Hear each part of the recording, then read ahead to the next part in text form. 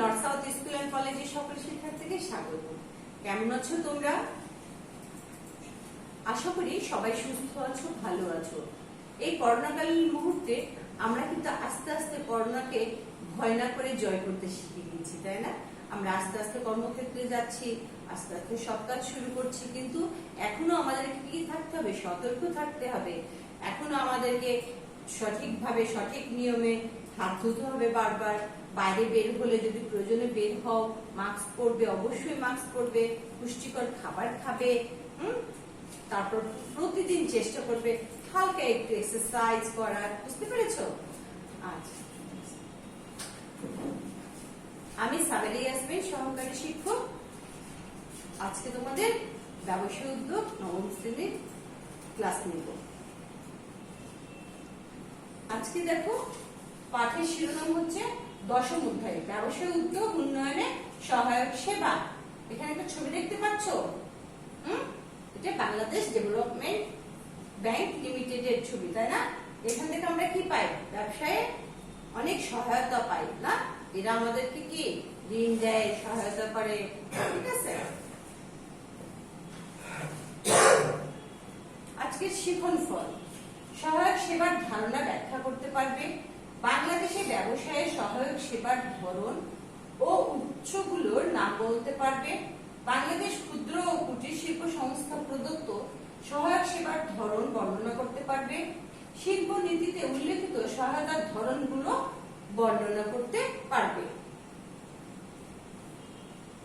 আলোচ্য বিষয়, উদ্যোগ উন্নয়নে সহায়ক সেবার ধরন, সহায়তার বিভিন্ন উৎস, বাংলাদেশ ক্ষুদ্র ও কুটির শিল্প সংস্থা, বাংলাদেশ ডেভেলপমেন্ট ব্যাংক লিমিটেড। প্রথমে আসি উদ্যোগ উন্নয়নে সহায়ক সেবার ধরন। এই ধরনটা কি?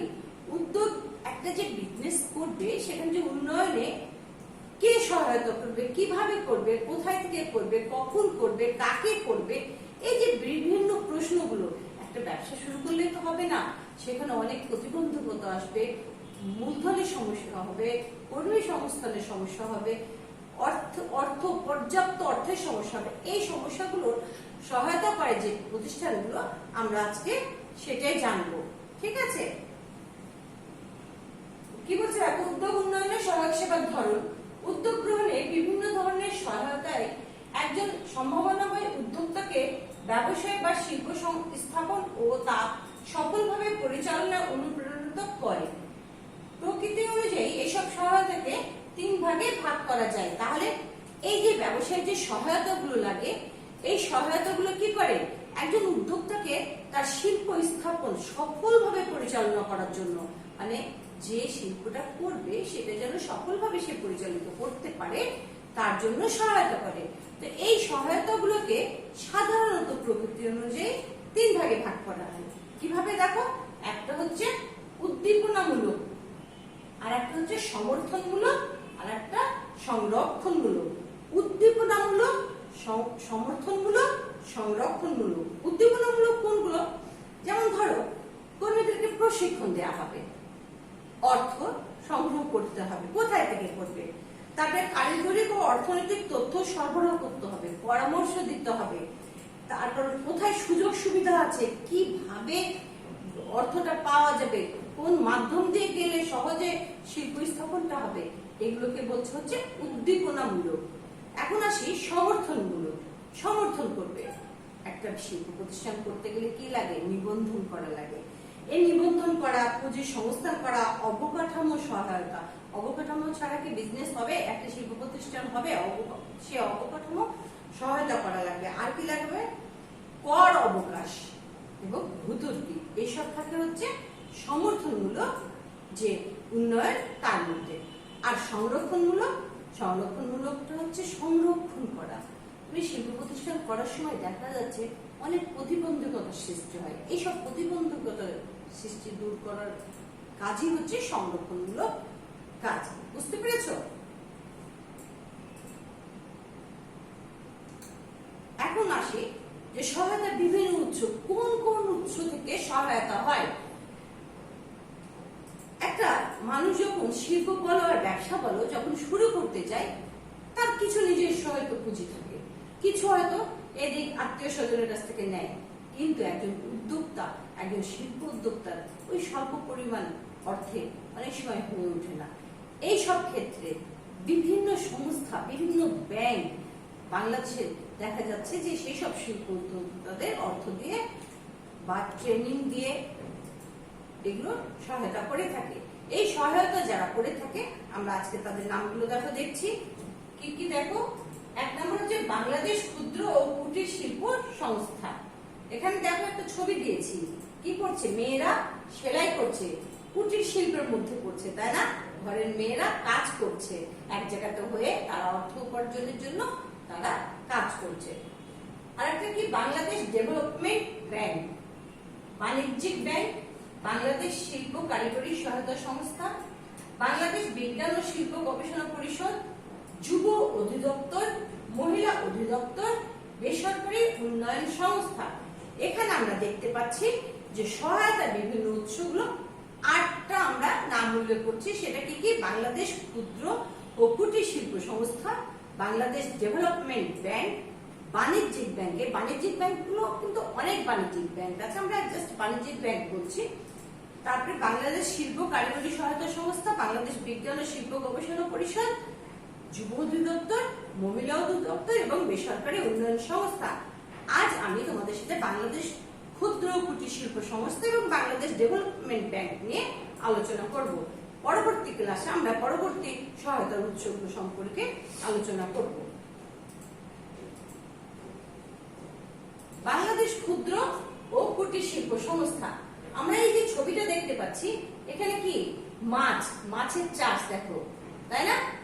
আত্মকর্মসংস্থান, তার সাথে কি এটাও আমাদের কি ক্ষুদ্র ব্যবসা তো নাকি? শিল্প উদ্যোক্তা আজকে বিভিন্ন কি করছে, মাছ উৎপাদন, মানে এটাকে হচ্ছে প্রজনন, দেখো উৎপাদন করে পুকুর নিয়ে, মানে এই ব্যবসাটা আস্তে আস্তে কত বৃদ্ধি পাচ্ছে, শুধু দেশে না বাইরেও কিন্তু এটা রপ্তানি করা হচ্ছে। তারপরে এখানে দেখো তাঁত, তারপরে এখানে একটা খামার, হ্যাঁ, এটা মুরগির খামার, এটা গরুর খামার, এগুলো সব আমাদের বিজনেসের মধ্যে পড়ে। এখন বাংলাদেশ ক্ষুদ্র ও কুটির শিল্প সংস্থা, এর উৎপত্তিটা কোথায় থেকে আমাদেরকে এটা জানতে হবে। আমাদেরকে এটা কোথায় থেকে আসলে এটা আমরা একটু জেনে নিই। কি বলছে যে জাতির জনক শেখ মুজিবুর রহমান 1957 সালে যুক্তফ্রন্ট সরকারের শ্রম, বাণিজ্য ও শিল্প মন্ত্রীর দায়িত্ব পালনকালে গণপরিষদে একটি ক্ষুদ্র ও কুটির শিল্প কর্পোরেশন প্রতিষ্ঠার বিল উপস্থাপন করেন। তাহলে আমাদের জাতির জনক শেখ মুজিবুর রহমান কত সালে? 1957 সালে তিনি তখন যুক্তফ্রন্ট সরকারের শ্রম, বাণিজ্য ও শিল্প মন্ত্রীর দায়িত্ব পালন করতেন। এই কথাগুলো কিন্তু মনে রাখতে হবে। পাকিস্তান আমলে 1957 সালে আমাদের জাতির জনক শেখ মুজিবুর রহমান, উনি হচ্ছে যুক্তফ্রন্ট সরকারের শ্রম, বাণিজ্য ও শিল্প মন্ত্রী ছিলেন। তো সেই সময় তিনি করলেন কি, যে গণপরিষদে একটি ক্ষুদ্র ও কুটির শিল্প কর্পোরেশনের প্রতিষ্ঠার বিল উপস্থাপন করলেন। যখন বিল উপস্থাপন করলেন, এরই ফলশ্রুতিতে 1957 সালের 30 মে পূর্ব পাকিস্তানে ক্ষুদ্র ও কুটির শিল্প কর্পোরেশন প্রতিষ্ঠিত হয়, যা স্বাধীনতার পর বাংলাদেশ ক্ষুদ্র ও কুটির শিল্প সংস্থার নাম ধারণ করে। তাহলে এক্ষেত্রে আমরা কি দেখছি, যে এই যে ক্ষুদ্র ও কুটির শিল্প কর্পোরেশন, সেইটা কিন্তু সৃষ্টিটা হয়েছে তোমার পাকিস্তানের সময়, যখন এই দেশ পূর্ব পাকিস্তান ছিল। 1957 সালে যখন এর বিল উপস্থাপন হয়, ঠিক 57 সালের 30 মে, 57 সালের কত মে? 30 মে এই বিল পাস হয়ে তখন পাকিস্তানে ক্ষুদ্র ও কুটির শিল্প কর্পোরেশন প্রতিষ্ঠিত হয়। কিন্তু আচ্ছা, তাহলে দেখো, তাহলে আমরা 1957 সালে যখন এটা প্রস্তাব হয়, 1957 সালে 30 মে পূর্ব পাকিস্তানে ক্ষুদ্র ও কুটির শিল্প কর্পোরেশন প্রতিষ্ঠিত হয়। কিন্তু পরবর্তীতে 1971 সালে যখন বাংলাদেশ স্বাধীন হয়, স্বাধীনতার পরে কিন্তু নামটা থেকে যায়, বাট তার আগে কি আসে? বাংলাদেশ। দেখো আমরা কি বলছি, যে স্বাধীনতার পর বাংলাদেশ ক্ষুদ্র ও কুটির শিল্প সংস্থা নাম ধারণ করে। তখন কিন্তু আর ক্ষুদ্র ও কুটির শিল্প না, বাংলাদেশ কুটির শিল্প সংস্থা। এই বাংলাদেশ কুটির শিল্প সংস্থা সম্প্রসারণে নিয়োজিত সরকারি খাতের প্রধান সহায়তাকারী প্রতিষ্ঠান হিসাবে কি চিহ্নিত আছে। এটা কিন্তু প্রধান, এটা মাথায় রাখা লাগবে। ক্ষুদ্র কুটির শিল্পটা বাংলাদেশের যে উদ্যোক্তাদের যে সহায়তা করে সেটা হচ্ছে প্রধান। এক্ষেত্রে শিল্প সংক্রান্ত তথ্য সরবরাহ করে। এরা কি কি করে বলতো? এরা শিল্প সংক্রান্ত তথ্যগুলো সরবরাহ করে, উদ্যোক্তা চিহ্নিত করে, তারপরে শিল্পোদ্যোগ উন্নয়ন, প্রকল্প নির্বাচন, প্রকল্প মূল্যায়ন করা, অবকাঠামো উন্নয়ন করা, ব্যবস্থাপনা ও দক্ষতা উন্নয়ন করা, এই সবই কিন্তু বাংলাদেশ ক্ষুদ্র কুটির শিল্প সহায়তা সংস্থা করে থাকে। এক্ষেত্রে কাঁচামাল কোথা থেকে সরবরাহ হবে, উৎপাদিত দ্রব্য বিপণনের সহায়তা করা, ক্ষুদ্র কুটির শিল্প রেজিস্ট্রেশন করা, এই সব কাজগুলোই বাংলাদেশ ক্ষুদ্র ও কুটির শিল্প সংস্থা করে থাকে। বর্তমানে 2012 সালে এপ্রিল পর্যন্ত সারা দেশে 74টি শিল্পনগরী কার্যালয় রয়েছে। শিল্পনগরী, এটা মাথায় খুব মনে রাখবা, বর্তমানে 2012 সাল অনুযায়ী 74টি আমাদের শিল্পনগরীর কার্যালয় প্রশিক্ষণ ইনস্টিটিউট রয়েছে এবং কারখানা কয়টা? 4277টি।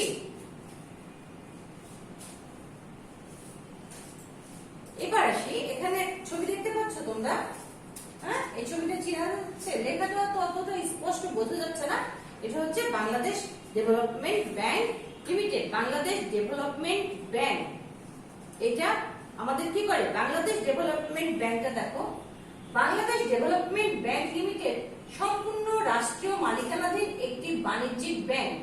বাংলাদেশ শিল্প ব্যাংক এবং বাংলাদেশ শিল্প সংস্থা একত্রিত হয়ে 3 জানুয়ারি 2010 সাল হতে বাংলাদেশ ডেভেলপমেন্ট ব্যাংক লিমিটেড নামে নতুন করে কার্যক্রম শুরু করে।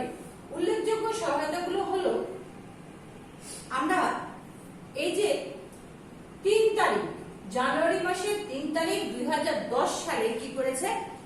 বাংলাদেশ শিল্প ব্যাংক এবং বাংলাদেশ শিল্প সংস্থা, বাংলাদেশ শিল্প ব্যাংক দুইটা, তাহলে বাংলাদেশ শিল্প ব্যাংক আর বাংলাদেশ শিল্প সংস্থা একত্রিত হয়ে 3 জানুয়ারি 2010 সালে বাংলাদেশ ডেভেলপমেন্ট ব্যাংক লিমিটেড নতুন ভাবে কার্যক্রম শুরু করে। আমরা তার চিত্র দেখতে পাচ্ছি এখানে। এই কার্যক্রমগুলো কি আছে দেখো? ক্ষুদ্র উদ্যোক্তাদের অগ্রাধিকার, উৎপাদন ও সেবা খাতকে অগ্রাধিকার, নারী উদ্যোক্তাদের অগ্রাধিকার।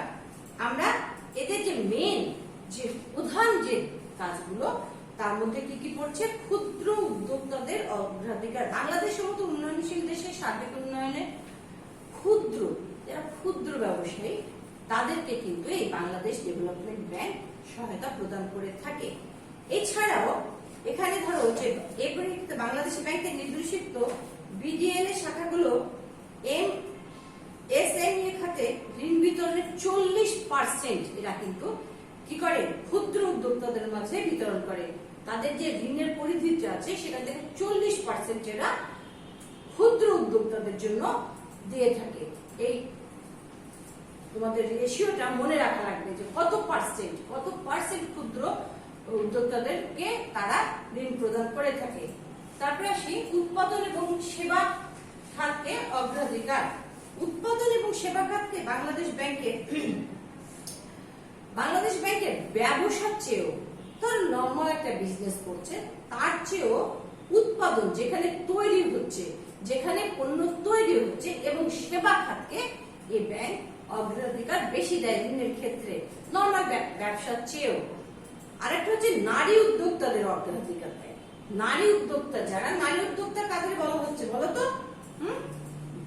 যেসব নারী ব্যক্তি মালিকানাধীন প্রতিষ্ঠানের ক্ষেত্রে স্বত্বাধিকার হন, কিংবা ব্যক্তি মালিকানাধীন প্রতিষ্ঠানের ক্ষেত্রে সে নিজে মালিক, কিংবা অংশীদারি প্রতিষ্ঠান বা জয়েন্ট স্টক কোম্পানিতে নিবন্ধিত প্রাইভেট কোম্পানির পরিচালক বা শেয়ার হোল্ডারের মধ্যে 51%, কত পার্সেন্ট? 51% শেয়ারের মালিক হতে হবে। তাহলে আমরা কি দেখছি? হয় নিজে স্বত্বাধিকার হবে, অথবা কোনো জয়েন্ট স্টক কোম্পানি বা কোনো কোম্পানির শেয়ারে যদি 51% সে নারী ক্রয় করে থাকে, তাহলে সে সেখানকার কি হবে? উদ্যোক্তা হিসেবে পরিগণিত হবে। বর্তমানে বাংলাদেশের নারী সংখ্যা কত জানো? 50%। 50-50, তাহলে নারীদেরকে পিছিয়ে থাকলে হবে না। পিছিয়ে থাকলে হবে, নারীদেরকে এখন সামনে এগিয়ে যেতে হবে, কাঁধে কাঁধ মিলিয়ে কাজ করতে হবে। কারণ আমাদের যে জনগোষ্ঠীটা আছে তার 50% নারী, 50% পুরুষ। এক্ষেত্রে আমরা এই জন্য নারী উদ্যোক্তাদেরকে এই ব্যাংক অগ্রাধিকার দিয়ে থাকে। এ কারণে এখন কি বলছে যে নারী যে উদ্যোক্তারা আছে তারা বিভিন্ন যে কাজগুলো করে, আমি এর আগে তোমাদেরকে ছবিগুলো দেখালাম, তারা সেলাই করছে, তারা বিভিন্ন জায়গাতে ধরো কুটির শিল্পের যে বেতের দোকান তৈরি করছে। এই উদ্যোগগুলো কিন্তু ম্যাক্সিমাম ক্ষেত্রে দেখবা উদ্যোক্তা নারী হয়ে থাকে। তুমি যদি প্রত্যন্ত অঞ্চলে চলে যাও, দেখবা যে ওখানে একজন নারী হয়তো প্রথমে নিজে করতো, তারপর ফ্যামিলির 2-1জনকে নিয়ে করতো, এখন পাড়ার কিছু মানুষকে নিয়ে করছে, এবং একটা পর্যায়ে দেখা যাচ্ছে তার 100-150 লোক নিয়ে এসে একটা বড় আকারেও এই সংস্থাটা পরিচালনা করছে।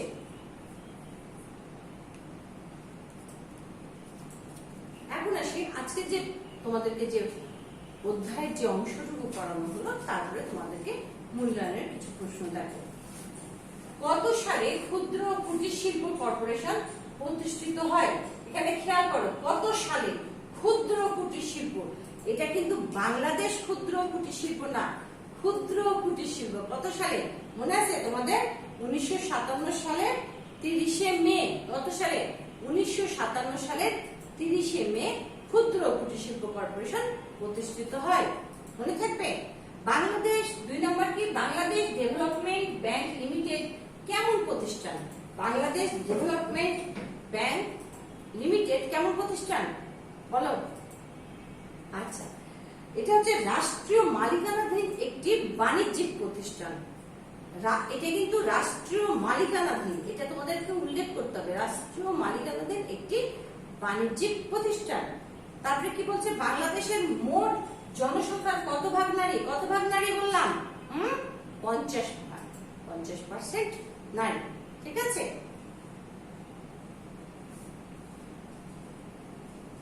নেক্সট টপ প্লেস হবে অধ্যায় 10। আজকে যে আলোচ্য বিষয় অংশটুকু হলো, তারপরে একটা তোমাদের টপ প্লেস নেওয়া হবে।